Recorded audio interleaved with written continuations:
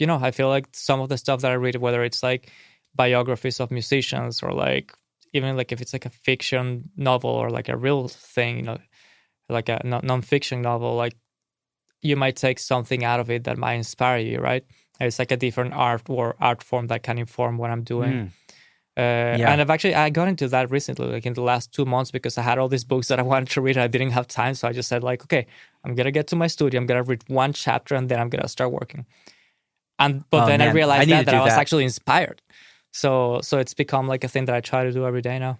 Wow, yeah, that's amazing. I find like reading has gone out the window with me since the pandemic. And I don't know why that is.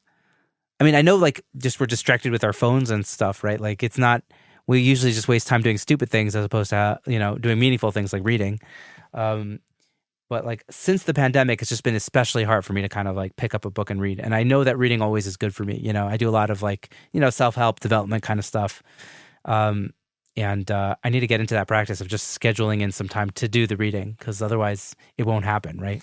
Right. It's so Well, nerdy. and to me, which I'm guessing for you is similar because we have kids and also we work in Yeah. the music industry. Like literally the time that we have for ourselves is that. Like for me coming here, for you going to your studio, that's like, it's your time. Like I said, I get here like at 8:30. So like most of the people in my industry are not up yet. So I know that I'm not gonna be getting like thousands of emails by that point or like calls or anything. I can just like do this in like 20 minutes and then get to work and still have a few hours before I check emails or anything like that.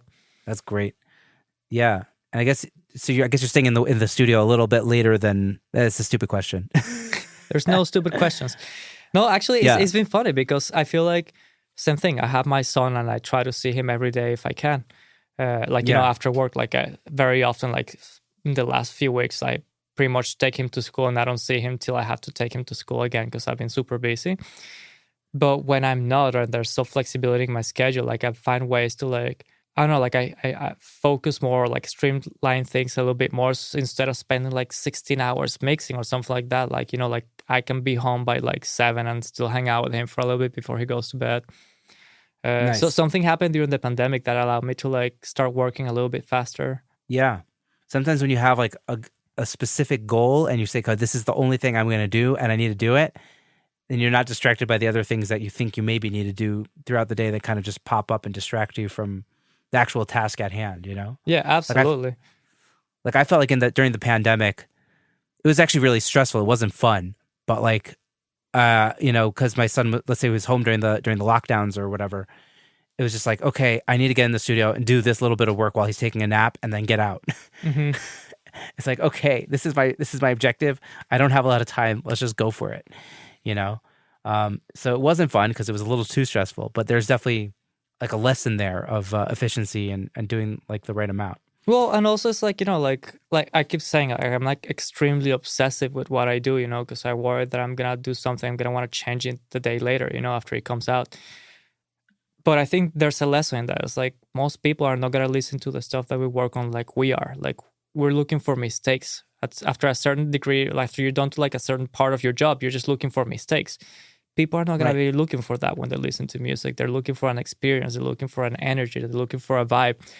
So if you can get just that part to come across and to like help the artist tell their story, no one cares if your snare has too much 2.5 kilohertz or if you're like they don't care about any of this stuff, All right. It's just in our heads. Yeah. So like, just knowing what to like listen for and like what's worth spending your time and what's not worth it, Right. Like people talk about like the 80-20 principle, right? Like 20% of the work gets you 80% of the way. The problem is, I imagine you're a little bit like this also, is I'm a perfectionist and it's almost always to my detriment, right? Like wanting to, all the extra hours are for those, like that last 20% that only you care about. Oh, absolutely. Or maybe you're man. working with an artist that like is doing the 20% also, or whatever it is. But, or like both basically. Yeah. To me, like printing mixes is like one of the most exciting times of my day and also the one that I least look forward to because I know there's like many times I made that phone call tomorrow. It's like, yeah, I just need to print this mix and I'll head home. And as you're printing, you just keep stopping because you hear like the smallest detail and you just start over and you just change it and then you print again and you hear something else. It just turns into like, as opposed to running it once, you keep printing like 7 times because you keep knowing this things that no one is gonna hear. It sounds like you need to start doing offline printing and stop using your analog gear. Yeah, it does seem like that, man. One of the things I'm doing is I don't have outboard gear. I only have like preamps and stuff. But I guess I'm saved by that by the offline print, so to speak. Well, I don't mean things that I hear because of my equipment. I mean makes decisions that I want to change. Like something's like, oh, this clap is too loud or whatever, No, I know. But I'm saying because you're listening in real time, you're hearing all those things. I'm just bouncing it offline. So I don't hear the mix when I print it. I just, I'm done, like print. Send it. I think I don't trust technology enough to do that. I wouldn't be able to just like send something like I need to hear. Like actually sit down, like turn off the lights, close my eyes, and I like put everything into that listening moment. And maybe it's something that you don't need to do at this point, but I don't know. It's like a paranoia in me that I just need to make sure that I hear what I'm sending them, Yeah, no, totally understand. Like, no, listen, if it's a final mix, obviously that gets another listen. But if I'm just, this is where I got to today, what do you think? That's when I'll kind of like offline. Mm-hmm. I mean, I always offline print because I don't have anything outside the box, but I will, check those mixes again if it's a final mix or something. But yeah, there is something freeing though when you finally do listen back to a record you've worked on months later, when you're not listening for those mistakes and you're just kind of listening to it like a record. Yeah.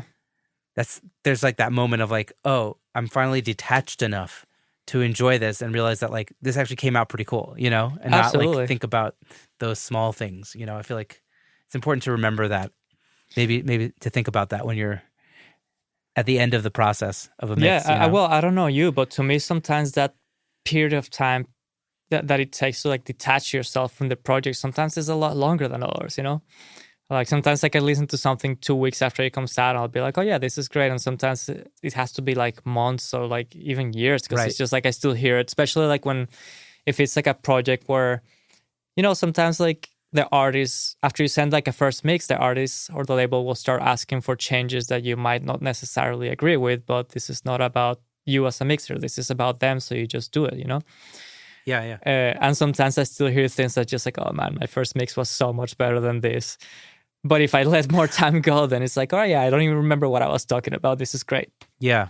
I feel like sometimes when an artist or maybe a label will give you, mix revisions that, you think are not right, it's like, it's often because it's just like, when you do that like 20% or like 20% that gives you 80% of the results, like you're able to kind of like really get a vibe.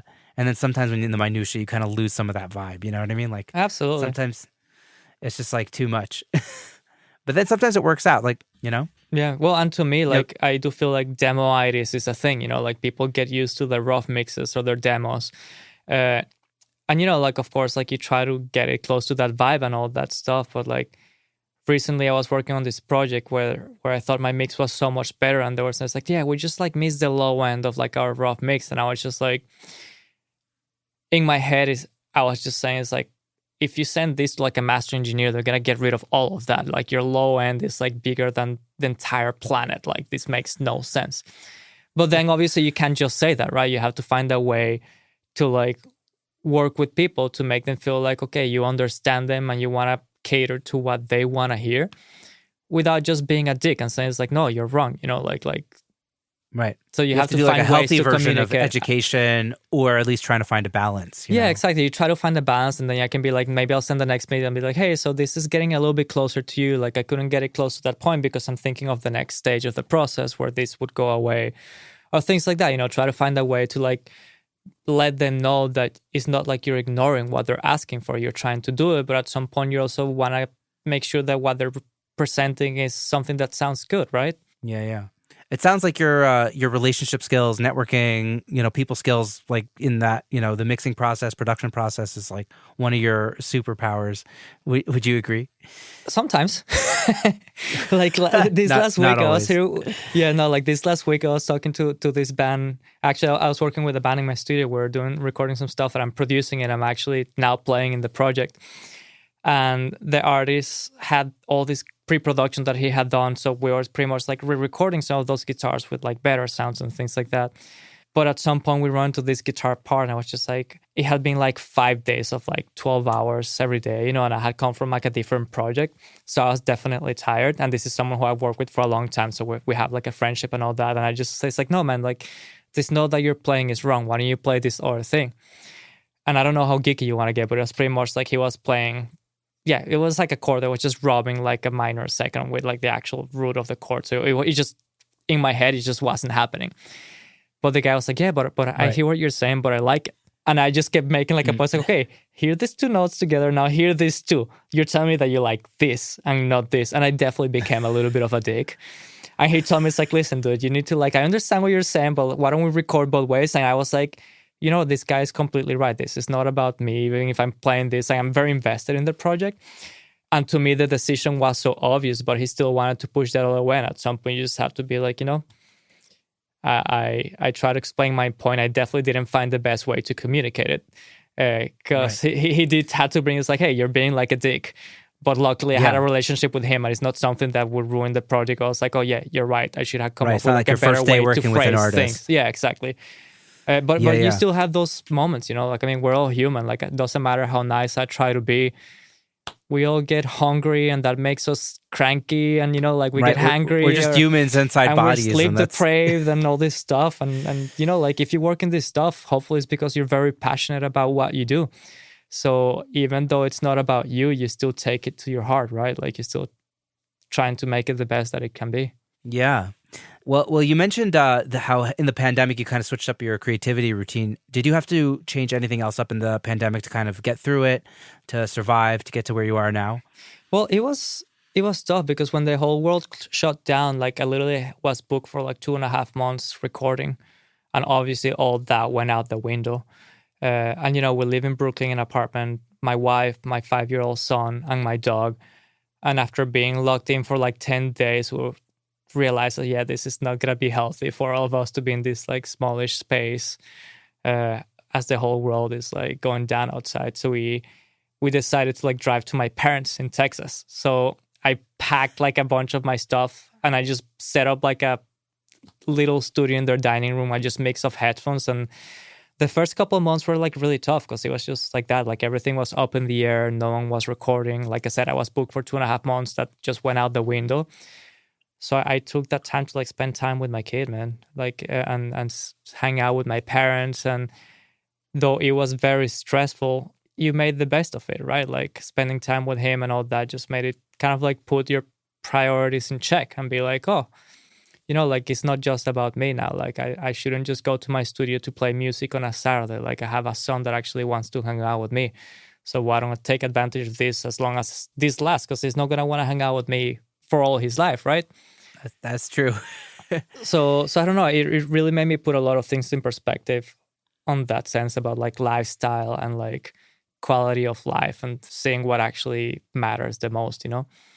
And also like for him, like he has so much energy and he's like, it's a kid. So he's always good. He's always happy.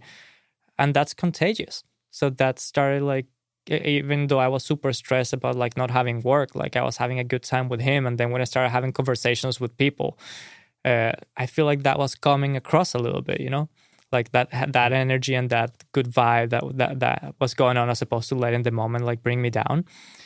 And after a while, things just started coming up again. I just started mixing again and mixed a bunch of stuff on headphones in my computer down there in that dining room, and they were approved and released. So I was like, all right, cool, this is not too bad. Nice. You're able to make the headphone mixing work for you. Yeah, it took definitely a little bit of time to get used to it, but yeah, it worked out luckily. Amazing. So since the pandemic, have you been focused more on mixing, or are you still doing a similar amount of producing versus mixing? Well, so I actually stopped producing for a while just because, like I said, I fall in love with the things that I'm working on. And producing takes a lot of time, a lot of energy and passion.